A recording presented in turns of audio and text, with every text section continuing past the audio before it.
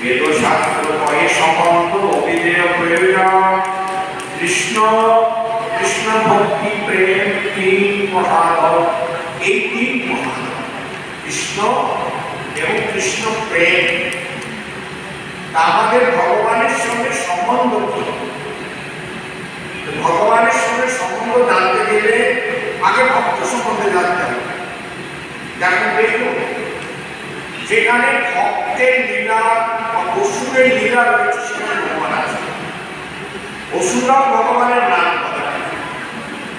যেখানে কংসের লীলা আছে সেখানে কৃষ্ণর কথাও লেখা আছে। কৃষ্ণের সঙ্গে কংসের কানেকশন রয়েছে। ঠিক সেরকম অভক্তকে পরিণতি, অভক্ত হলে পরিণতি কি হবে সেটা বলতে হবে। চৈতন্য রচিত দেহ শুষ্ক কাষ্ঠ সব জীবিতে মৃত সেই হইলে দণ্ড। যদি কেউ ভগবানের ভক্ত না, সে জীবিত থাকে, তাকে দণ্ড যমরাজের দণ্ড ভোগ করতে হবে। কেবল এই গণপ্রতি নহে সেই দণ্ড, চৈতন্য বিমুখ যে সেই তো পাশন। এই মহাপ্রভুর যে বিমুখ, তিনি পাশন।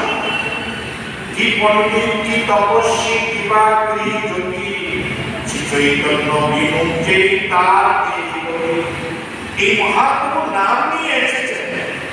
এই নাম যিনি করেন না, মহাপ্রভু এই নাম কীর্তন করেন না, কারণ তিনি এই কলিযুগে নাম রূপে কৃষ্ণ অবতার।